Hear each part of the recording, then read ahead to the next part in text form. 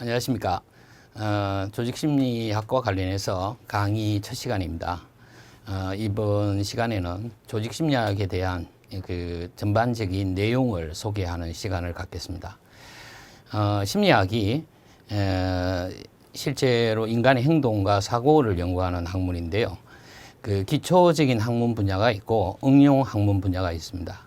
그 기초 분야는 뭐 인간의 행동과 사고 이거와 연관된 생리 과정이라든가 인간의 발달 과정, 인지 지각 과정, 뭐 성격이나 사회, 행동과 관련된 거 뭐 이런 것들을 심리학에서 좀 기본 과목으로 치고요. 그 심리학의 여러 가지 이제 이론이나 지식들을 현장에 활용해서 그 적용하는 경우가 있습니다. 아마 대표적인 게 여러분이 알고 계시는 상담 심리학이나 임상 심리학이 여러분들이 아마 가장 쉽게 또 많이 알고 있는 내용이고요. 그 다음이 이제 이 조직심리학이라고 할 수 있는데요. 원래 시작할 때는 산업심리학이라는 명칭이었습니다. 근데 이제 이 명칭이 점점점 이제 지나오면서 뭐 시대에 따라서 조금씩 바뀌는 것 같아요. 조직심리학이라는 내용 자체는 한 1970년대부터 나온 건데요. 원래 산업심리학이었다가 이게 이제 산업심리학이라는 명칭 자체가 갖는 좀 구체성이 떨어진다. 그래서 이제 산업 및 조직심리학 이렇게 가고 있는데요. 또 산업 및 조직심리학 내에도 그 안에서 내용이 조금씩 그 분화가 됩니다. 그래서 뭐 여러분도 들어보신 적이 있는 소비자 광고 심리학, 또 아니면 인간공학 심리학, 그룹 다이나믹이라 그래서 집단 역동과 관련된 그 집단 심리학 뭐 이런 내용들이 산업 및 조직 심리학 내에 들어가는데요. 그 지금은 소비자 심리학이랄까 광고 심리학 이런 쪽이 다 분화가 돼서 학문적으로 잘 정립이 되어 있습니다.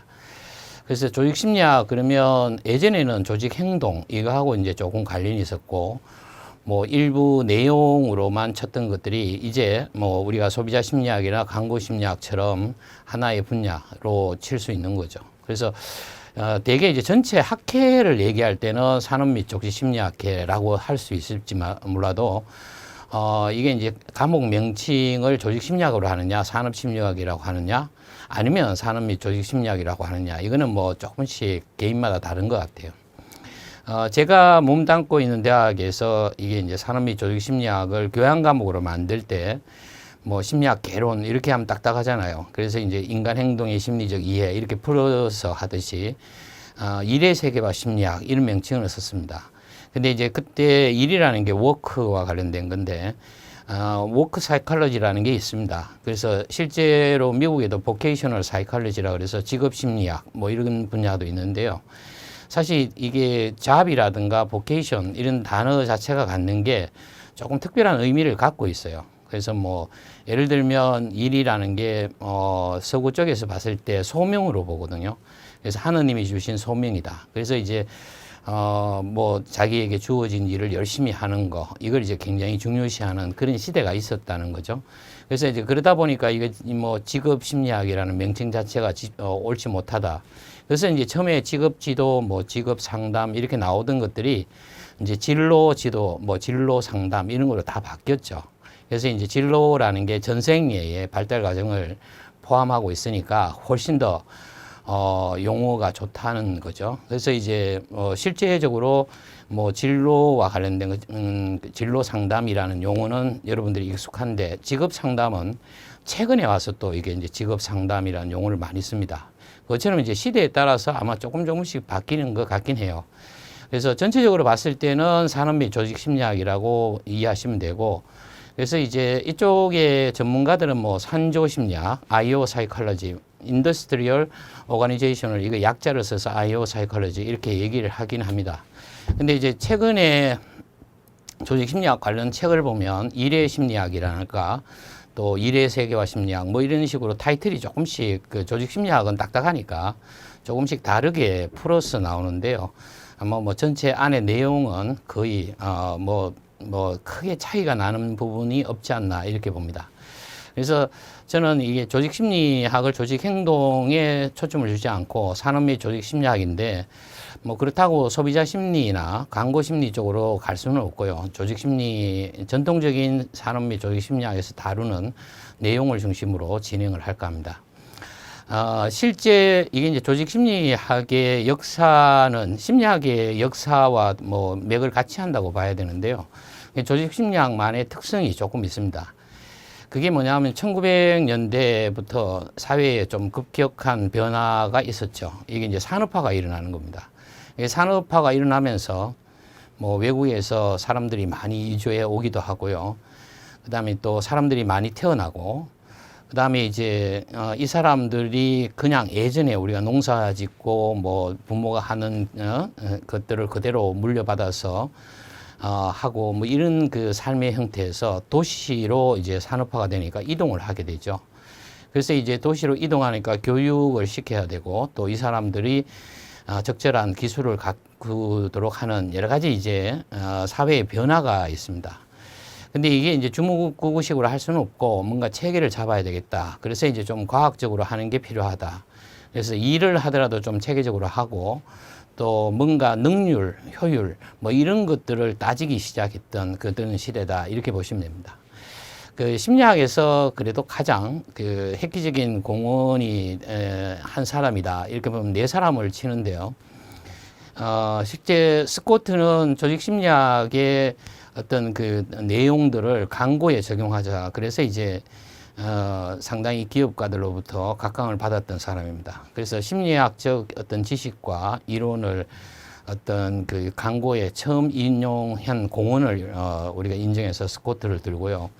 그 다음에는 여러분들이 많이 아는 뭐 심리학뿐만 아니라 그 테일러라고 해서 과학적 관리, 그러니까 이제 시간 관리의 개념을 제시한 거죠. 이제 시간과 동작을 어떻게 하느냐에 따라서 생산성과 효율성 이런 게 달라진다. 그래서 과학적 관리라는 용어가 나오게 된 게 이제 테일러라고 보시면 되고, 길브레스는 여성인데요. 여성 뭐 초창기 멤버 중에 여성은 굉장히 드문데도 포함됐습니다. 그러니까 대표적인 거는 뭐 스트레스와 피로가 작업자에게 미치는 영향, 이걸 이제 주로 연구했는데요. 실제 조직의 환경이 한 개인한테 미치는 영향 뭐 이런 게 굉장히 중요하다. 특히 이게 사실 미국 쪽이나 유럽 쪽하고 우리나라 쪽하고 조금 이제 틀린 배경이 조금 있는데요.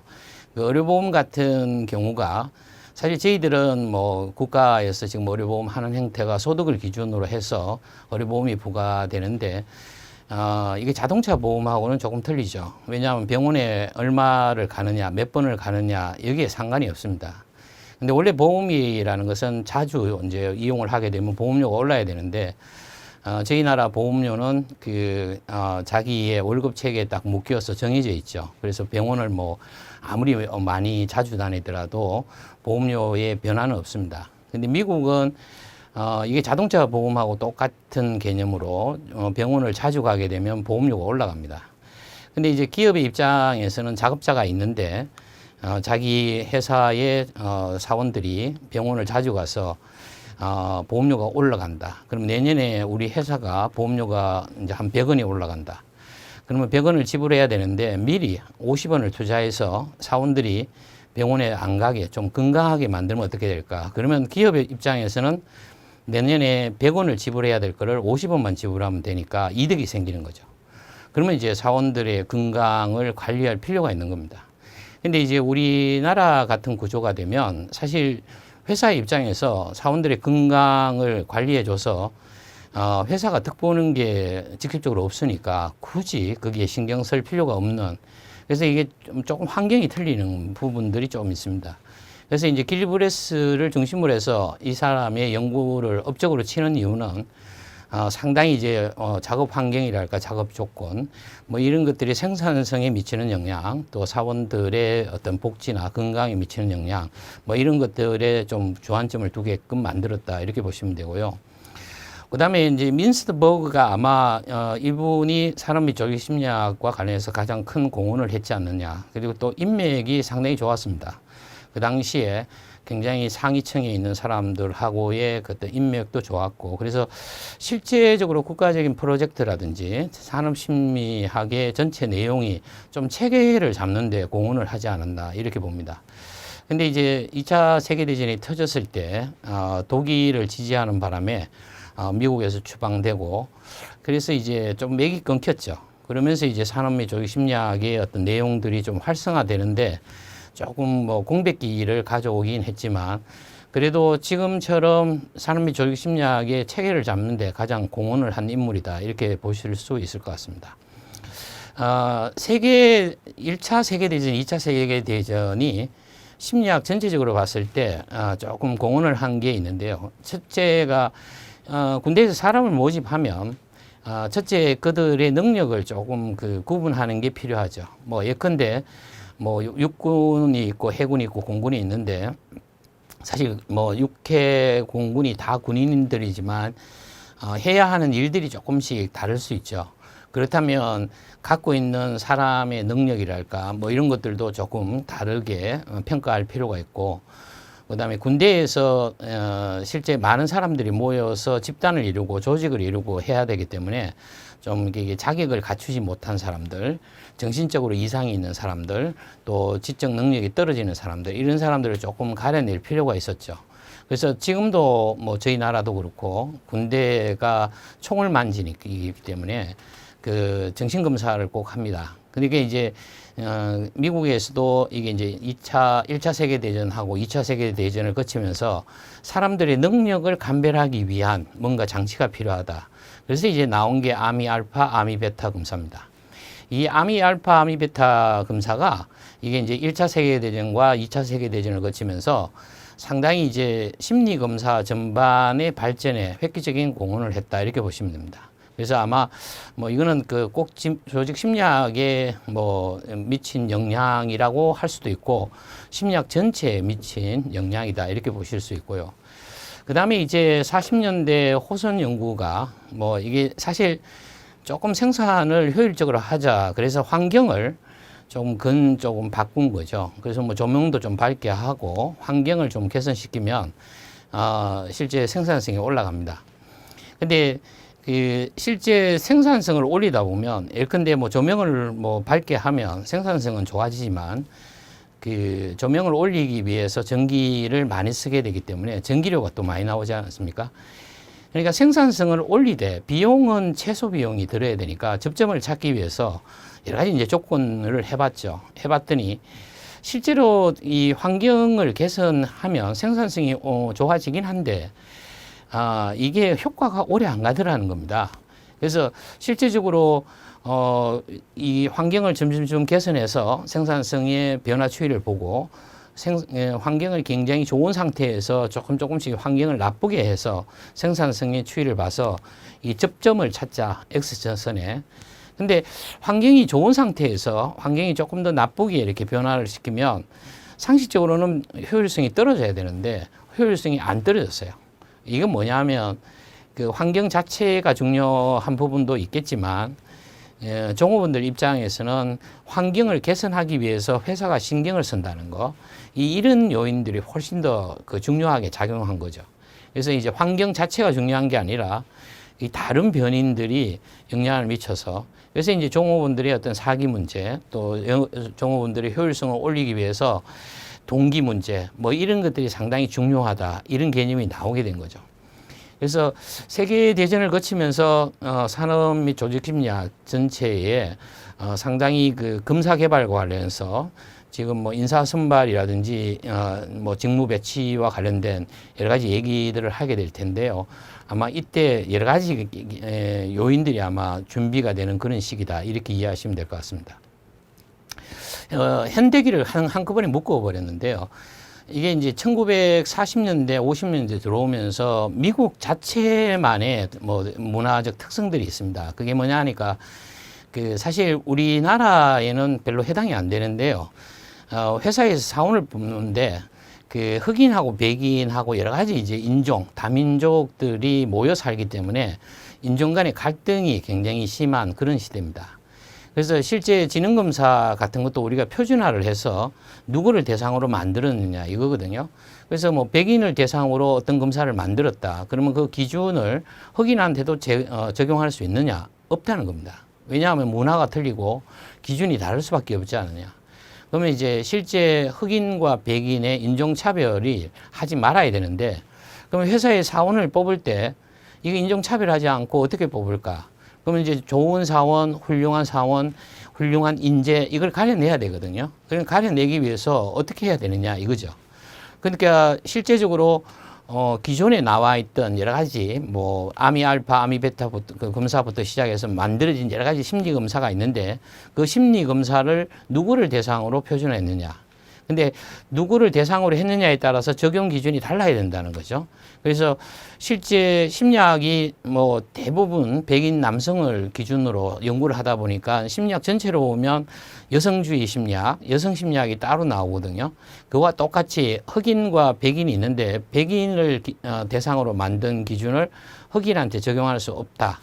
그래서 이제 뭐 이게 11라이트라 그래서 미국의 여러 가지 인권과 관련된 사회 정의와 관련된 파동이 있었습니다. 그래서 이제 뭐 백인들 3명을 뽑을 때는 흑인은 무조건 1명을 뽑아야 된다. 이게 이제 법적으로 여러 가지 장치들을 마련하기 시작했죠. 그래서 이제 그런 여러 가지 변화를 거치면서 이런 그 조직 심리학 내에 인사 선발과 관련된 여러 가지 그 요인들이 생기게 되죠. 그래서 실제적으로 뭐 우리나라 같으면 뭐 장애인 고용 차별 금지법이라든가 여러 가지 법적으로는 잘 돼 있습니다. 근데 이제 그걸 어겼을 때 그냥 우리가 이제 회사가 벌금을 받는데 회사 입장에서는 충분히 감당할 수 있는 별로 크게 부담이 안 되는 그 정도의 벌금이에요. 몇백만 원 수준이니까. 근데 미국 같은 경우에는 뭐 예컨대 뭐 내가 차별받아서 선발이 안 됐다. 그래서 이제 그 사람이 회사를 상대로 소송을 걸 수 있겠죠. 그러면 소송에서 질 가능성이 높아지는 거죠. 객관적으로 표준화된 검사로 인재를 구분하지 않았다. 그러면 회사가 지는 경우에는 그 개인이 평생 먹고 살 정도의 비용, 막대한 소송비를 부담해야 되거든요. 그러니까 이게 회사 입장에서는 그냥 약간 그냥 뭐 벌금 내듯이 부담을 느끼는 정도가 아니라 회사가 휘청일 정도의 부담을 가지니까 회사 내에 이런 조직 심리학자를 둬서 객관적으로 인사 선발하는 시스템을 가져갈 수밖에 없는 거죠. 우리나라식으로 그냥 사장이나 회장이 우리가 옛날에 하듯이 그냥 자기 뭐 면접 봐서 마음에 드는 사람 뽑고 이런 게 안 되는 그런 시대적 배경이 있었다. 이렇게 이해하시면 될 것 같습니다. 그래서 이제 여러 가지 뭐 소수 집단과 관련된 그런 차별금지법이나 인권의 문제 뭐 이런 것들이 조직심리학의 어떤 역사에 영향을 끼친 시기가 현대기다. 이렇게 보시면 돼요. 그 다음에 이게 조직심리학의 그 가장 획기적인 변화가 이제 정보화 사회와 세계화 사회인데요. 이게 이제 상당히 시대가 많이 이제 달라지고 있습니다. 그게 예를 들어서 뭐 사실 종신고용제 한번 회사에 들어가면 예전처럼 그냥 한 2, 30년 근무하다가 은퇴하고 한 몇 년 살다가 죽고, 그때 당시는 뭐 수명이 그렇게 길지 않았으니까요. 지금은 60세, 65세 은퇴도 조금 늦춰졌지만 지금 우리나라의 공식적인 평균 수명이 80세가 넘었으니까요. 그러니까 2018년도 기준으로 82.7세니까 뭐 지금 현재 여러분이 몇 살인지는 모르겠지만 한 90, 100은 충분히 간다고 봤을 때 90만 잡아도 은퇴하고 한 25년 정도는 남아 있다는 얘기거든요. 그러니까 실제적으로 그냥 은퇴하고 몇 년 여생을 보내다 죽고 하는 문제가 아니에요.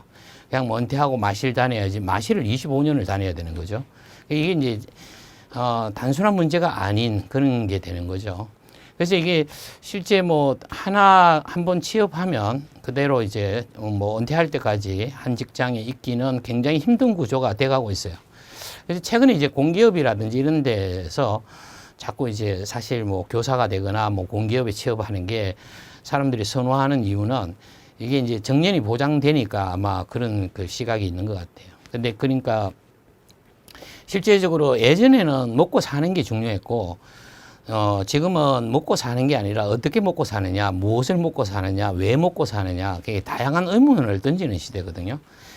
예전에 일본에서는 사무라이 문화가 있었죠. 그 사무라이 칼잡이들이 이 성주가 있으면 성주 밑에서 이제 녹봉을 받고 성주를 위해 봉사하는 거죠. 근데 내가 한 성주 밑에서 일하다가 다른 성주가 더 많은 녹봉을 줄 테니까 나한테 와라. 그래서 이제 성주를 옮기게 되죠. 성을 옮기면 그게 이제 배신하는 거라고 봤어요. 그래서 이제 이집에 놓는 왕따 놓는 그런 그 풍습이 있었죠. 그게 이제 조직에도 그대로 흘러 들어온 거예요. 그래서 이제 일본은 종신고용제를 할 수밖에 없는 거죠. 왜냐하면 이제 그런 문화가 남아있다 보니까 한 조직에서 다른 조직으로 넘어가는 게 굉장히 그 안 되는 그런 시대를 산 거죠. 지금은 그런 게 없습니다. 지금 미국 자료를 보면 2000년대 들어서 뭐 이전까지 평균적으로 대학생들 같은 경우에 대학을 졸업하고 사회에 나와서 일생 동안 거치는 직업의 수가 13.8, 뭐 13.7이었는데요. 2000년대 이후는 20개가 넘어가고 있습니다. 그러니까 한 개인이 자기가 태어나서 죽을 때까지 거쳐가는 직업의 수가 굉장히 많아지고 있다. 이게 뭐냐 하면 지금 이제 그 정보화 사회가 되면서 일의 형태가 완전히 달라졌다는 얘기거든요. 그래서 뭐 여러분들이 상식적으로 한 기업이 있으면 디자인 파트가 따로 있겠죠. 근데 그 디자인 파트를 한 기업에서 둘 필요가 없다는 겁니다. 그냥 뭐 방송국에서 드라마 제작하듯이 외주 주면 된다는 얘기죠. 그러다 보니까 실제로 그 정규직으로 고용하는 것보다 외부의 어떤 그 작업자들하고 코워크를 해서 하는 그런 직업의 형태가 굉장히 많아질 수밖에 없고요. 그다음에 지금 한 장소에 묶여서 하는 게 아니라 뭐 이게 디지털화 되면서 여러 가지 이제 작업 장소도 변화가 있을 수 있고 삶의 형태가 바뀔 수밖에 없는 그런 구조죠. 그래서 실제적으로 이게 하나의 직업이 아니라 여러 개의 직업을 하는. 그래서 요즘은 진로 얘기할 때 프로틴 진로를 얘기 많이 합니다. 그래서 자기가 하고 싶은 게 뭐냐, 자기가 하고자 하는 게 뭐냐, 그냥 단순하게 밥만 먹고 살았으면 좋겠다. 이게 아니라 자기가 뭘 하고 살 것이냐, 뭘 추구할 것이냐. 그래서 이게 삶의 질과 관련해서 다른 문제가 있다. 이렇게 보시면 되고요. 그 다음에 이게 지금 여러 가지 이제 사회 정의와 관련해서 생각해야 되는 부분들이 있습니다. 조직 심리학 내에서는. 그러니까 실제적으로 뭐 지금 우리나라에서도 지역 그 인재 할당제라든지 이런 것들을 실시하는데요. 뭐 정책적으로 해야 되는 부분들이 있고, 이게 이제 사회 정의와 관련해서 뭐 조금 뭐 장애인과 관련된 부분. 지금 우리가 지금 다문화 가정이 굉장히 많아졌습니다. 지금 다문화 가정이 지금 20년 내에 그 다문화 가정에서 태어난 아이들이 사회에 본격적으로 들어오기 시작하는데, 그렇게 되면 우리 사회가 이제 단일 민족이 아니라 굉장히 다양한 문화를 가진 사람들이 어울려 살아가야 되거든요. 그랬을 때 이게 조직 심리학 내에서 일터에서 일의 세계에서 이런 문제를 어떻게 다룰 것이냐, 뭐 이런 것들을 다 고려해야 되는 그런 시대다. 이렇게 보시면 될 것 같습니다. 그 다음에 전체적으로 그 조직 심리학 내에서 전반적으로 다룰 내용에 대해서 간략히 소개하겠습니다. 가장 큰 부분별로 보면 인사선발의 원리에 대해서 다루게 될 겁니다. 근데 실제 인사선발은 굉장히 단순합니다. 그러니까 뭐 어떤 자리에 사람을 뽑고자 한다. 일할 사람이 필요하다는 거죠. 그럼 그 일이 어떤 일이냐? 그 일을 하기 위해서는 어떤 능력을 갖고 있느냐? 그러면 그 능력을 가진 사람을 뽑으면 되는 거죠. 굉장히 이 단순한 작업을 굉장히 단순한데도 못 지키는 기업들이 너무 많다는 겁니다. 왜 이렇게 안 될까? 그러니까 실제적으로 어떤 능력을 본다 그러면 보편적인 능력이 있고 조금 기술과 관련해서 좀 특수한 능력이 있는데 그걸 보면 되는데 실제 예전에 그랬습니다. 우리가 100명을 뽑는다 그러면 10,000명이 지원자를 내니까 10,000명의 서류를 인사과의 직원이 일일이 검토할 수 없습니다. 이게 이제 검토하기 힘드니까 가장 좋은 방법은 그냥 영어 시험 쳐서 성적순으로 자르는 거죠. 그러면 뭐 대부분의 사람들이 동의를 합니다. 근데 그게 정말 공정할까? 영어 단어 모르면 일을 못 하는 걸까요? 취업하는데 뭐 방해 요인이 될까요? 영어가 만약 필요하다면 사원을 선발하고 영어 교육을 시키면 되겠죠. 근데 실제적으로 이 많은 사람들을 심사하기 힘드니까 가르기 위한 방법으로 했던 것들입니다. 그래서 실제 이런 방법을 쓰면 사람들이 다 공정하다고 시험 쳐서 뭐 상식 시험 쳐서 상식 몇 개 더 많이 안다고 선발됐다 그러면 다 공정하다고 생각해요, 시험이. 정말 그런가? 여러분들이 여러 가지 인사선발의 원리를 한번 보자는 겁니다. 물론 우리나라처럼 대규모 인사선발 시스템에서 이걸 적용하기는 정말 어렵습니다. 저도 93년도, 92년도 초창기 때 삼성의 인재 선발과 관련해서 시스템을 만들었는데요. 그 당시만 해도 삼성전자가 320명, 330명 뽑는 시대였습니다.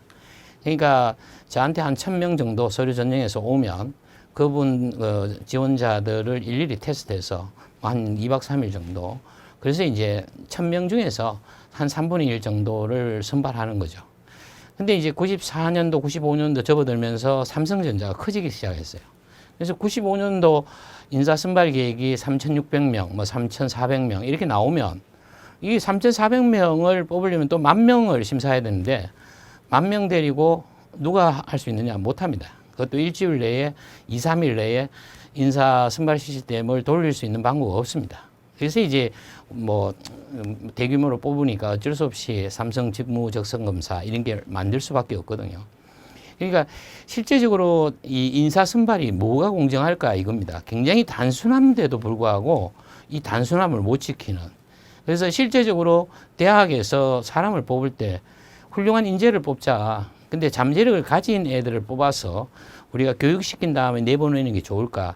아예 우수한 애를 뽑아서 우리 학교를 거쳐가게 하는 게 나을까? 도대체 어디에 포커스를 둬야 될까? 그러면 우수한 인재는 학교 시험 성적이 좋은 학생이 우수한 인재일까? 이겁니다. 근데 이게 지능이 높은 거하고 학교 성적이 좋은 거하고 뭐 실제 사회지능이나 다른 쪽에 잘하는 능력을 가진 사람들 이런 거하고는 조금 틀립니다. 사회가 꼭 반드시 시험을 잘 치는 그런 사람들만 요구하는 건 아니고 굉장히 다양한 재능들이 있을 텐데 이걸 이제 어떻게 뽑겠느냐. 근데 이제 대학에 자유를 주면 좋겠죠. 근데 이제 주면 정말 사회 정의에 해당할 만큼 공정한 시스템이 돌아갈까? 여기 이제 확신을 못 하니까 못 하는 거죠. 이제 모든 기업들은 자율적으로 뽑는데 실질적으로 그렇게 공정하게 뽑나 이런 얘기죠. 그래서 실제 교과서에 나와 있는 대로 거의 지켜지는 기업들은 없습니다. 하지만 앞으로의 시대는 좀 달라져야 되니까 여러분들이 뭐 인사 선발의 원리를 한번 보면서 아, 이게 인사 선발이 이렇게 가야 되는데 라는 생각들을 좀 하시고 뭐 이걸 배워서 직접적으로 써먹기는 굉장히 힘들어요. 우리나라에서. 하지만 인사 선발이 꼭 기업에서만 이루어진 게 아니라 여러분들이 여러 가지 인사 선발을 할 일이 아니더라도 어떤 기준을 정해서 뭔가를 뽑는다는 거 이런 원리에 대해서는 알 필요가 있다. 그 다음에 이게 이제 직무 수행과 관련돼서 여러 가지 평가를 해야 되는 부분, 동기화 시키는 부분 이런 거와 관련돼서 하는 부분들이 있습니다. 근데 이게 직무 분석과 관련된 거는 상당히 이게 중요한 사항이에요. 그래서 우리나라가 사실 이전 정부에서 굉장히 했던 좋은 정책이 NCS라고 해서 국가 직무능력 표준과 관련된 정책들이 있습니다. 이거 굉장히 좋은 정책입니다. 그러니까 사람을 어떤 배경으로 판단하지 않고 그 사람이 가진 능력으로 평가하자. 굉장히 좋죠. 그래서 사람이 그냥 어디 대학 나왔다, 어디 뭐 자격증이 있다, 이게 아니라 당신이 직접 갖고 있는 능력에 따라서 평가돼야 된다. 굉장히 좋은 겁니다. 문제는 이걸 하기 위해서는 그런 평가 시스템이 있어야 되거든요. 근데 그 평가 시스템, 예를 들어서 우리가 사람을 선정할 때 뭐 여러분들이 친구를 사귈 때 어떤 기준을 두고 한다. 이게 좋은 겁니다. 그냥 좋은 사람, 그건 기준 없는 거나 똑같아요. 그럼 정직한 사람을 나는 친구로 사귀고 싶어. 그럼 그 정직을 평가할 수 있는 객관적인 잣대가 뭐가 있느냐? 없습니다. 우리는 그런 평가에 익숙지 않았기 때문에 평가를 감각적으로 하거나 체계적으로 해왔던 그런 역사가 별로 없기 때문에 합리적으로 하는 방법들이 익숙치 않아요. 그러니까 NCS는 굉장히 좋은 정책임에도 불구하고 실제적으로 하기는 굉장히 어려운 겁니다. 하지만 전체적으로 뭐 우리가 어떤 직업별로 직무 분석이 다 되어 있습니다. NCS에서 누가 했는지 실제적으로 다 되어 있는데 실제 저와 관련된 걸 들어가 보면 그렇게 막 훌륭하게 했다는 생각은 안 들지만 지금 하고 있다는 거 뭐 조금씩 수정해서 보완이 되겠죠. 그다음에 실제로 평가를 하는데 얼마나 이 일을 잘하느냐 이 기준을 잡는 게요. 실제 결과물로 딱 보면 가장 객관적으로 긴 평가라고 하는 사람들이 많습니다. 그러니까 뭐 생산량이 있거나 이럴 때는 딱 수치만 봐서 평가할 수 있는데요. 이제 그렇지 못한 경우가 있죠. 이게 이제 생산품이 생산량이 직접적인 수치로 딱 나오지 않고 주관적으로 판단해야 되는 경우가 있습니다. 이런 평가를 할 때 어떤 평가가 모든 사람들이 동의할까 이거거든요. 그래서 실제 지금 학교에서 대학에서 학생들 학점 줄 때 절대평가하고 뭐 상대평가가 있는데 다 상대평가를 합니다. 근데 이게 왜 상대평가를 해야 되는지 이해가 안 되지만 이 정대평가를 하면 교수 재량이라는 거거든요. 이게 교수 재량이면 예전에 저희들이 대학 다닐 때 절대평가 하시는 분들 중에 그냥 보고서 써라 그래서 보고서가 뭐 어느 정도 일정 분량이 넘으면 다 A를 줬던 그래서 학점 잘 주는 교수가 있어요. 그러면 이제 학생들은 학점을 그냥 뭐 객관적으로 엄격히 주는 교수보다는 잘 주는 교수를 선호할 수밖에 없거든요. 그래서 이제 한 군데 자꾸 몰리니까 그런 폐해를 막기 위해서 이제 상대평가로 가는 거죠. 그래서 상대평가를 하다 보면 실제 열심히 해도 다른 학생들하고 비교해서 상대평가가 된다는 거거든요. 그래서 자기가 보고서를 한 200장을 열심히 썼다. 근데 대부분의 학생들이 한 300장 넘었다. 그럼 자기는 F예요. 자기가 한 거와 상관없이 상대적으로 평가된다는 거. 이게 정말 대학교에서 있어야 되는 제도냐. 그러니까 실제적으로 바람직한 평가 방식이 뭐냐. 그건 환경이 다 다릅니다. 그러니까 실제적으로 국가가 어떤 한 개인의 능력을 평가할 때 어떤 평가 시스템을 갖고 가는 게 합리적일까? 그런 평가 시스템에 대해서 보게 될 거고요. 세 번째는 작업 동기와 관해서 이게 이제 생산성이라든지 또 삶의 질과 관련해서 사기나 복지 문제 뭐 이런 거와 관련해서 동기부여하는 방안 이거는 굉장히 중요합니다. 뭐 예전에 우리가 굉장히 권위적인 문화에서는 그냥 위에서 지시한 대로 따르는 그냥 복종하는 것만이 미덕이라고 봤는데 뭐 시대가 많이 달라졌죠.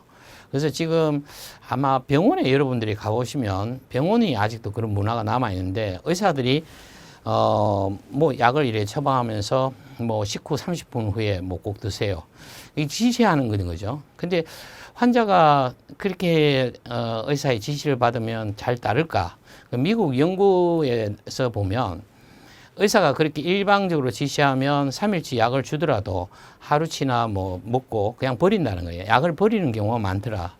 근데 의사가 묻는다는 거예요. 약을 며칠분을 드릴까요? 뭐 하루분을 드릴까요? 3일분을 드릴까요? 그러면 이제 환자가 차이가 뭐예요?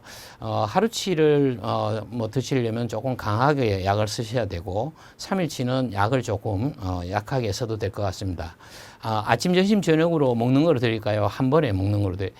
이게 이제 선택권을 주는 거죠. 선택권을 주면 환자가 약을 이렇게 선택했을 때 그거를 끝까지 복용하고 의사의 지시사항을 듣는 경우가 훨씬 많더라. 이게 이제 협력관계, 콜라보레이션을 중요시한다 이런 얘기거든요.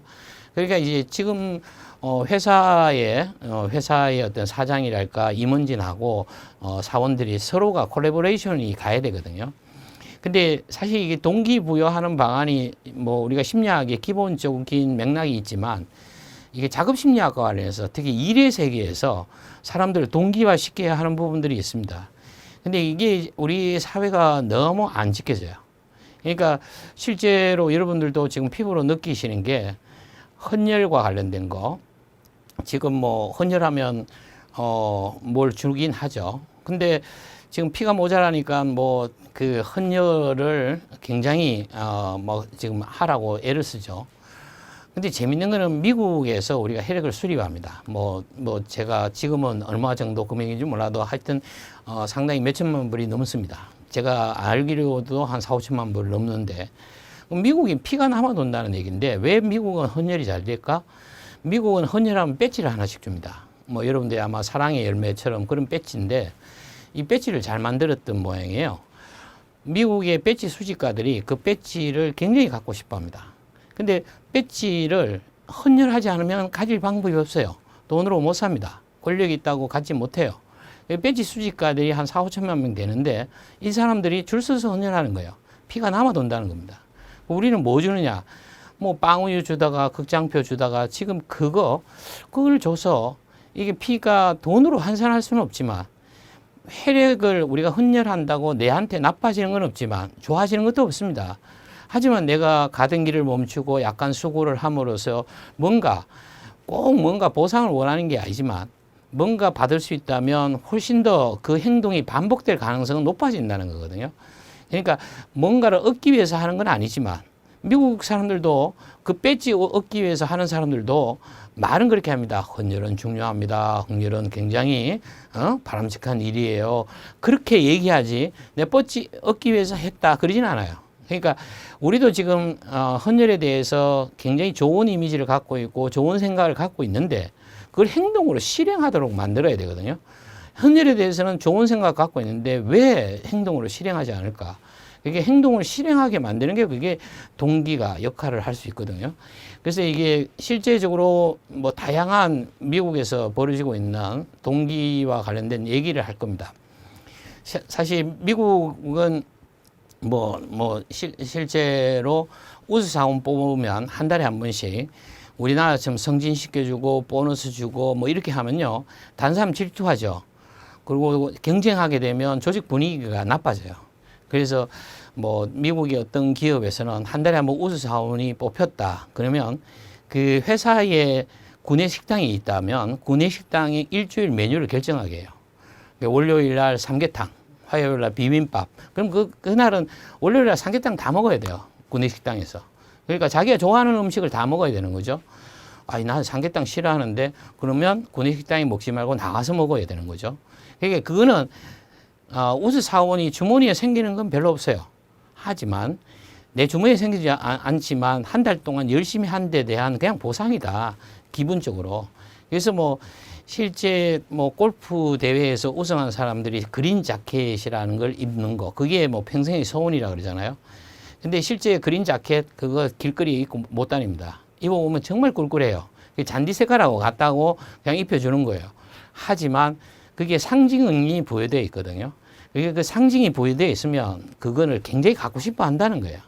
그래서 우리가 작업자들을 조금 더 좀 동기화시키는 그런 그 방안에 대해서 지금 현재 우리나라에서 많이 개선해야 되는 그런 부분들 그런 거에 대해서 좀 다루게 될 거고요. 그 다음에 이제 작업자의 태도와 정서인데 이게 이제 직무 만족. 사실 여러분들이 태어나서 이제 20대 초반까지 교육받을 때까지는 모르겠지만 사회에 나간다. 그러면 일의 세계에서 보내는 시간이 가장 많습니다. 그러면 일을 통해서 돈만 벌어야 되겠느냐. 그러니까 이제 실제적으로 지나온 사람들이 다 그러는 거죠. 지금 워라벨이라 그래서 막 일만 몰입하는 사람이 그렇게 많이 없어졌지만 이제는 뭔가 일의 세계가 재밌어야 된다는 거죠. 아침에 일어나면 직장에 가서 뭔가 나한테 의미 있는 일을 하거나 뭔가 그냥 단지 월급을 받기 위해서 돈을 받기 위해서 하는 일이 아니라 뭔가 다른 뭔가 부가적인 게 있어야 된다는 거죠. 그래서 이제 실제 좀 더 내 일처럼 또 내가 재밌어서 내가 하고 싶어서 하는 일처럼 만드는 거 그게 이제 조직 몰입과 관련된 겁니다. 단지 지금 하고 있는 일 마음에 든다. 그게 이제 감정적인 측면이 직무 만족이죠. 근데 그게 이제 조금 더 태도로 가는 거죠. 나 저거 좋아가 아니라 저게 좋으니까 내가 뭔가 그 좋아하는 마음을 좀 더 적극적으로 나타내는 그런 것들이 이제 몰입으로 가는 부분이거든요.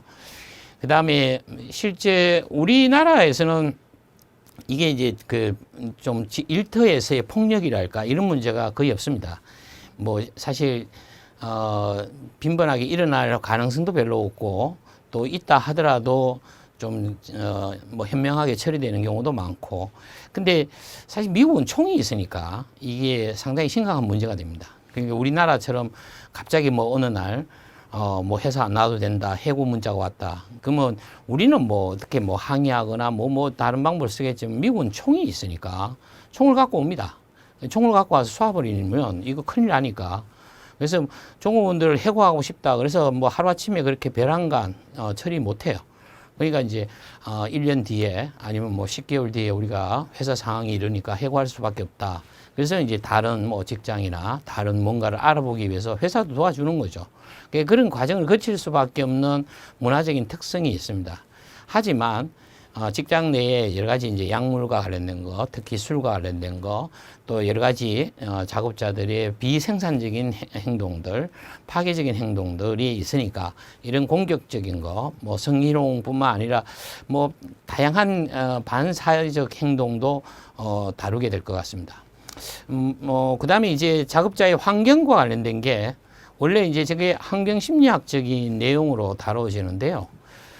실제 환경 심리학의 내용은 환경이 인간의 행동에 미치는 영향이 있으니까 실제 우리가 지금 뭐 일터에 그냥 단순하게 칸막이를 치는 게 좋을까 안 치는 게 좋을까, 그게 항상 이제 칸막이를 안 치면 제일 위에 사람이 전체를 다 관리하기 좋죠. 지금 이제 중고등학교 교실이 굉장히 이게 아주 이상하게 만든 거죠. 일자 형태. 그러니까 한 사람이 복도에 나와서 고개만 딱 내밀고 있으면 복도에 지나가는 사람들 다 보는, 감시가 굉장히 편리하니까 일제시대 때 만든 그런 형태거든요. 그러니까 건물을 짓는다면 조금 이제 중고등학교 건물도 조금 다양하게 지을 필요가 있죠. 근데 지금 뭐 이게 지어진 학교는 굉장히 이제 감시 형태니까, 또 실제 대학은 이제 뭐 이렇게 계단형이나 조금 강의실이 조금 다양하게 많이 바뀌고 있습니다. 그러니까 계단 형태로 이렇게 했을 때 학생들이 수업 들을 때 보면 평면에서 이렇게 듣는 것보다 훨씬 더 집중도 잘 되고 편안함을 느껴요. 그러니까 실제 작업장에서도 일을 할 때 어떤 구조가 좋으냐, 폐쇄형이 좋을까, 개방형이 좋을까부터 시작해서 굉장히 이제 그런 것들이 미치는 영향이 있다는 거죠. 그래서 직무 스트레스와 관련해서 이걸 다뤄볼 거고요. 마지막으로 이제 조직 개발하고 리더십을 다룰 텐데요. 뭐 이게 조직 심리학에서는 또 한 부분입니다. 리더십이라는 게 꼭 내가 장이 된다, 뭐 이게 아니라 그냥 뭐 동네에서 뭐 어떤 친구들 모임에서도 어떤 장이 된다, 이거부터 시작해서 또 우리 사회에서 일어나는 여러 가지 리더십의 형태를 분석하는 것도 그렇고 다양하게 할 거고, 조직 개발은 깊이 있게 못 들어갈 것 같긴 하지만 전체적인 내용은 리더십과 관련해서 묶어서 정리를 해볼 생각입니다. 첫 시간은 여기서 줄이게 되고요. 두 번째 시간에 또 뵙겠습니다. 고맙습니다.